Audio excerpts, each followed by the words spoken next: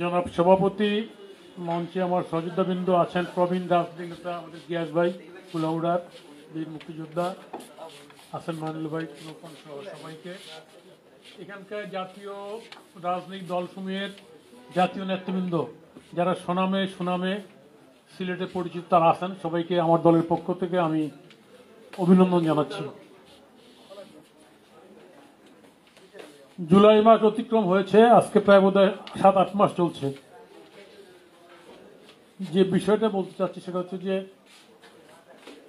আমাদের বাঙালি জাতির ইতিহাসটা কিন্তু খুবই সংকটাপন্ন, যেমন আবার সংকট উত্তরণের জন্য বাঙালি জাতির ইতিহাসে অনেক গাথা তৈরি হয়ে আছে আমাদের। যেমন যদি বলি আমি আগে, আমাদের সেই পলাশীর প্রান্তরে মীর মদন মোহনলাল যেমন শহীদ হয়েছে, ঠিক সেরকম এই জায়গায় যেমন ওই রংপুরের আবু সাইদ অথবা মুগ্ধ অথবা শাহজালাল ইউনিভার্সিটির রুদ্র সেন অথবা মাদারীপুরের দীপ্ত দে, আমরা জানি এই নামগুলি এই আন্দোলনের শহীদ। প্রায় সরকারি হিসাব মতো 876 জন এরকম শহীদ হয়েছে, আরও তালিকা বোধহয় বাড়বে, মারা যাচ্ছে। কিন্তু আজকের এই প্রেক্ষাপটে অনেকগুলি প্রশ্ন আমাদের তৈরি হয়ে গেছে। কিন্তু প্রশ্নটা কি, আদৌ কি এই দেশটা এরকম থাকবে কি না? এই দেশটা সম্পর্কে আমরা জানি, এই দেশে স্বাভাবিক রাজনৈতিক প্রক্রিয়ায় অনেকগুলি ধর্মান্ধ শক্তি এখানটা তৈরি হয়েছিল, যেগুলো এখনো মাঠে ক্রিয়াশীল আছে। এই আন্দোলনের বিজয়ের মধ্য দিয়ে আমরা যেমন সামনে এসেছি, আমাদের আরও সামনে এসেছে ধর্মস্বী রাজনৈতিক দলগুলি, এটা পরিষ্কার একটা শক্তি উত্থান হয়ে গেছে। আজকে আমরা জানি এই প্রেক্ষাপটে বর্তমান ইউনূস সাহেব কখনো আগায় কখনো পিছায়, ঠিক করে কথা বলেন না। কি ভোটের বিষয়, কি সামগ্রিক রাজনীতির বিষয়, আপনারা জানেন প্রতিদিন প্রতিটা মুহূর্তে আমাদের মাজারগুলি ধ্বংস হয়ে যাচ্ছে। অনেক মাজার ধ্বংস হয়ে গেল, জ্বালিয়ে দিচ্ছে, পুড়িয়ে দিচ্ছে। আমাদের মানুষ স্বাভাবিক চলার পথে অনেক জায়গায় অনেক প্রতিবন্ধকতা তৈরি হচ্ছে পর্দা প্রসূতার ক্ষেত্রে। আমরা চিন্তা করি না, আমরা এখন চিন্তা করছি। আমরা জানি আল্লামা সায়েদি বলে, ওর আল্লামা সায়েদি বিরাট বড় নেতা। আমরা যখন ছাত্র রাজনীতি করি, সায়েদির বিভিন্ন জায়গায় প্রতিরোধের সম্মুখীন হতো। আমরা করতাম না, জনগণ করতো, মুক্তিযোদ্ধারা করতো। এত খারাপ ভালগার এই যে এরা নারীদের সম্পর্কে এমন কথা বলতো, আসছে যে নারীদের উপর আক্রমণ হচ্ছে, সহিংসতা হচ্ছে, আমার ধারণা এদের ওয়াজ নসিহতের ফল। আমি সায়েদির একটা কথা শুধু বলি আপনাদেরকে, সায়েদির নিজের ক্যাসেটে আছে পর্দা প্রসূতা সম্পর্কে বলতে, ওয়াজের মধ্যে আপনারা পড়েছেন লাম খালি মিম খালি নুয়ের উপর এক নক্তা, আমাদের বিশ্ববিদ্যালয়ের মেয়েদের পেট খালি বুক খালি কপালের উপর এক নক্তা বলেন আস্তাগফিরুল্লাহ। সায়েদি কোরআনের আদি অক্ষর নিয়ে এইরকম ব্যঙ্গাত্ম রচনা করে উনি পর্দা প্রসূতা সম্পর্কে আমাদের মেয়েদেরকে, ইউনিভার্সিটি মেয়েদেরকে এইরকমভাবে উনি ন্যাকেডলি উনি কথা বলছেন, ওনার ওয়াজে রেকর্ডেড। দেখবেন প্রায় সময় আমাদের এই পর্দা প্রসূতা বলতে গিয়ে আমাদের এরকম ন্যাকেডলি কথা বলা হয়। দ্বিতীয় আসেন, আমরা মুক্তিযুদ্ধের কথা বলে, হ্যাঁ সেটা ঠিক, শেখ হাসিনা মুক্তিযুদ্ধের নামে চুরি, লুট, গণহত্যা, গুম, তার জ্ঞাতি গোষ্ঠী কোনোটাই বাদ দেন নাই। আমরা চাই সমস্ত কিছু বিচার হোক, আমরা অবশ্যই চাই। কিন্তু আজকে এইটাকে উপলক্ষ করে এখানে এই শক্তি যারা ক্ষমতায় এসছেন, আন্দোলন করে যারা শরিক হয়েছেন, তারা আন্দোলনের খাতটাকে লক্ষ্য অর্জন ক্ষেত্রে মুক্তিযুদ্ধটাকে পায়ে মারিয়ে এটাকে বাদ দিয়ে নতুন করে অগ্রসর হতে চান। আমরা জানি ওই যে আদি থেকে বললাম, আদির থেকে আমাদের যে ইতিহাস, সেই বাঙালি ইতিহাস ধারাবাহিক ধরি আমরা, আমাদের এখানটায় 48 আছে, 52 আছে, 69 আছে, 71 আছে, মুক্তিযুদ্ধ আছে। আমাদের এইগুলিকে বাদ দিয়ে কোনো আন্দোলন, কোনো সরকার বাংলাদেশে মানুষের যৌক্তিক যে আকাঙ্ক্ষা তার বাস্তবায়ন করতে পারবে না। আমরা চাই আমাদের আন্দোলনের সঙ্গে ধারাবাহিকভাবে এই বর্তমান এই আন্দোলনটা একটা বড় আন্দোলন। আমাদের গৌরবের এই আন্দোলন অনেকগুলি জায়গা আছে, অতীতের থেকেও বেশি। যেমন ধরেন যে কি এই যে সাইদ মারা গেল, আবু সাইদ, আমরাও তো আমাদের আন্দোলনে শহীদ হয়েছে। এখানে সিলেটের তপন, জুয়েল মুনির সাম্প্রদায়িকতা বিরোধী আন্দোলনে, আমাদের শাহজাহান সিরাজ রাজশাহী ইউনিভার্সিটির, আমাদের ডাক্তার মিলন, আমাদের রংপুরের ময়মনসিংহের জাহাঙ্গীর, অসংখ্য শহীদ আছে। আবার এই আন্দোলনও দেখবেন আপনার অসংখ্য শহীদের বীরত্ব গাথাও আছে। আবু সাইদ যেমন বুকটা এরকম পেতে দিয়েছেন, মুগ্ধ পানি সরবরাহ করতে গিয়ে শহীদ হয়েছেন, আমরা জানি এগুলি। সেই জায়গায় আজকে এই আন্দোলনের বিজয়ের পর যেখানে গণমানুষের আকাঙ্ক্ষা বাস্তবায়ন, যেখানে আমরা সমস্ত রাজনৈতিক দল সরকারকে সহযোগিতা করতেছি লুটপাটের, গুম খুনের বিচার এবং সন্ত্রাসী প্রক্রিয়াটাকে স্বাভাবিক করার জন্য, সেই সময় দেখতেছেন ৬-৭ মাস পরে অস্বাভাবিক কিছু কাজ করছে, যেটা গণতান্ত্রিক আন্দোলনের এই আন্দোলনটাকে, অভ্যুত্থানটাকে যেটা কালিমালিপ্ত করতেছে। যেমন ৩২০০ রাত্রেবেলায় অসংখ্য বাড়ি বা ভাঙচুর, এটা স্বাভাবিক প্রক্রিয়া হতে পারে না। ইউনূস সাহেব পরের দিন বলছেন এরকম আর সহ্য করা হবে না। এই যে সামগ্রিক বিষয়টা আমরা দেখতে পাচ্ছি, এই সরকার কৌশলে আন্দোলনের চেতনাটাকে ধারণ করার নামে এই সরকার মুক্তিযুদ্ধটাকে চাপিয়ে বাইপাস করে ভিন্ন কিছু করতে চায়, যার কারণে জনমনের সন্দেহ আদৌ কি সরকার কোন নির্বাচন করবে। আমরা সেই কারণে আমরা আমাদের পক্ষ থেকে আমরা পরিষ্কার বলেছি, ডিসেম্বরের মধ্যে গুম খুন হত্যার বিচার করেন, ডিসেম্বরের মধ্যে আপনার বিচারের নির্বাচনের ব্যবস্থা করেন। আমরা জানি, আমরা পরিষ্কার বলতে চাই এখানটায় যে বিএনপি একটা জোট আছে, বিএনপি নিজে বিএনপি আছে, তার দল সহ বিএনপি জোটটা একলাই বড় দল, ক্ষমতার দাবিদার।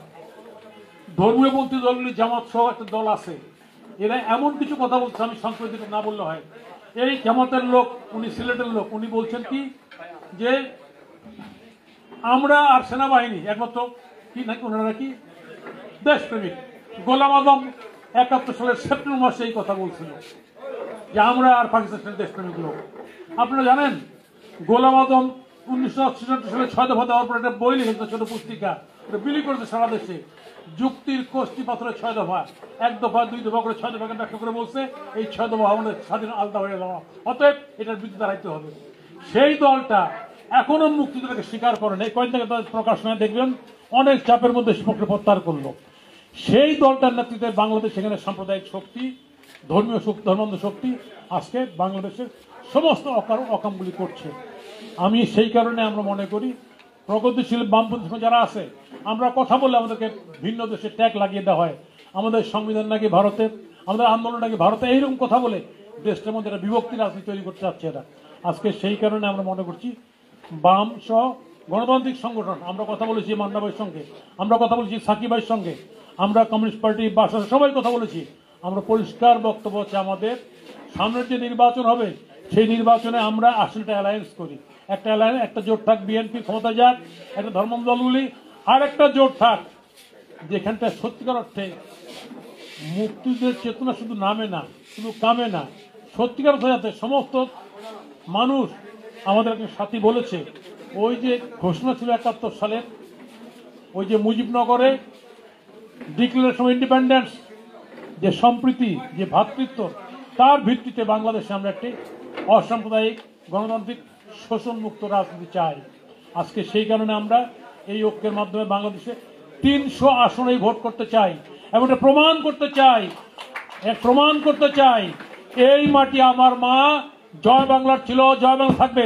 এটা আফগান তালেবান হবে না, হবে না, হবে না। সবাইকে ধন্যবাদ।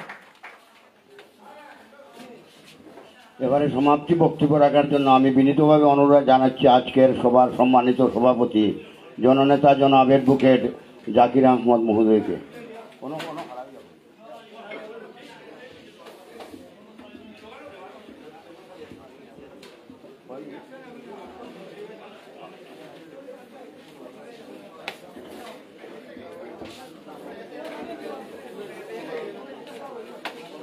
বাংলাদেশ জাসদ কেন্দ্রীয় কমিটির সংগ্রামী নেতৃবৃন্দ, উপস্থিত বাম গণতান্ত্রিক জোট, ফ্যাসিবাদ বিরোধী মোর্চা সহ অন্যান্য রাজনৈতিক দলের কর্মী সাথী এবং বাংলাদেশ জাসদের সংগ্রামী কর্মী সাথী বন্ধুরা, ইফতারের সময় সন্নিকটে আপনারা কষ্ট করে আমাদের এই আলোচনা সভায় উপস্থিত হয়েছেন, তার জন্য আমি আমার ব্যক্তিগত পক্ষ থেকে এবং আমার দলের পক্ষ থেকে আপনাদেরকে বিপ্লবী অভিনন্দন এবং সংগ্রামী শুভেচ্ছা জানাচ্ছি। দেখেন, আমরা এখানে সবাই ৬০-এর ঊর্ধ্বে বয়স আমাদের। প্রধান ভাইয়ের বয়স প্রায় 70-এর কাছাকাছি। আমরা 24 তারিখ আগস্ট, কয় তারিখ? 5 তারিখ, 5 আগস্ট জুলাই, আমরা আগস্ট আমারে সন্ধ্যার সময় আগের দিন একজন সাংবাদিক আমাকে লাইভে একটা সাক্ষাৎকার নিল যে আপনি কিছু বলতে চান কিনা। আমি বললাম এটা তো গাজা, বাংলাদেশ প্যালেস্টাইন হয়ে গেছে, এটা গাজার মধ্যে আমরা বাস করতেছি, শেখ হাসিনার উচিত এই মুহূর্তে পদত্যাগ করা। আজকে এর পরের দিন আমি, আমার বাসা তো একদম যুদ্ধক্ষেত্রের পাশে, একদম যুদ্ধ এখান থেকে শুরু হয়, শেষটাও হয় এখান থেকে, চৌগাট্টা পয়েন্ট, একদম বাসা রাস্তায় একদম এইভাবে। আমার ছেলে সন্তান, বউ, ছেলের বউ, সবাই আমরা বৃষ্টিতে ভিজে রাস্তায় নামলাম, এটা উল্লাসের মতো, হাজার হাজার মানুষ। আমি অধিকাংশ মানুষকে চিনি না, সবাই আমাকে জড়িয়ে ধরে বলতেছে জাকির ভাই আপনি কালকে যে বক্তব্য দিচ্ছেন খুব সুন্দর হয়েছে। আজকে একটা জিনিস দেখেন,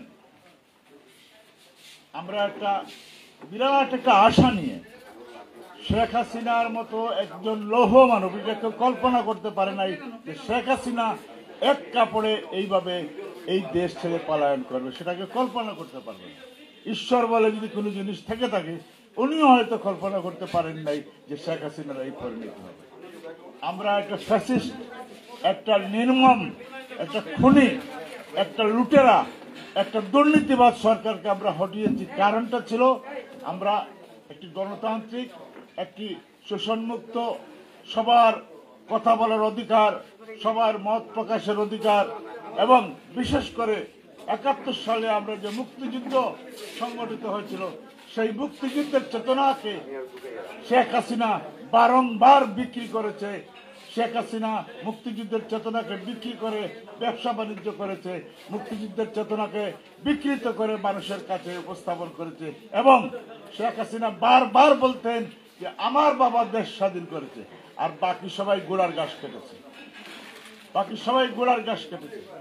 সুতরাং এই ফ্যাসিস্ট সরকারকে উৎখাতের পরে যারা আজকে ক্ষমতায় এসছেন, সেদিন ফজলুর রহমান সাহেব একটা টক শোতে বলেছেন যে শেখ হাসিনা একটা অন্ধকার যুগ ছিল, বিকট কালো অন্ধকারের সময় টর্চ লাইট মারলে দেখা যায়, কিছুটা না হলে 8-10 ফুট জায়গা দেখা যায়।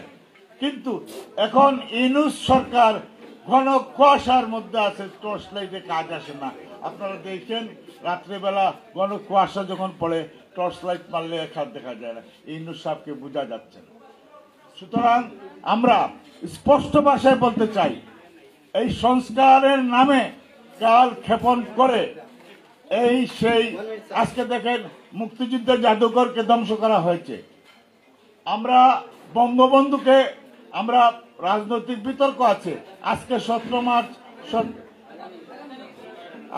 আমি সংক্ষিপ্ত করছি, আপনারা ইফতার করেন, আজানের পরে যদি আপনারা সুযোগ দেন আমি আমার কথা বলবো, সবাইকে শুনছি।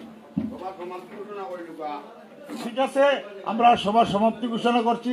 আর বিশেষ করে আজকে বামপন্থী যারা আছেন বা বামফ্রন্টের যারা আছেন বা অন্যান্য রাজনৈতিক দল যারা আছেন, আমরা আবার বসবো।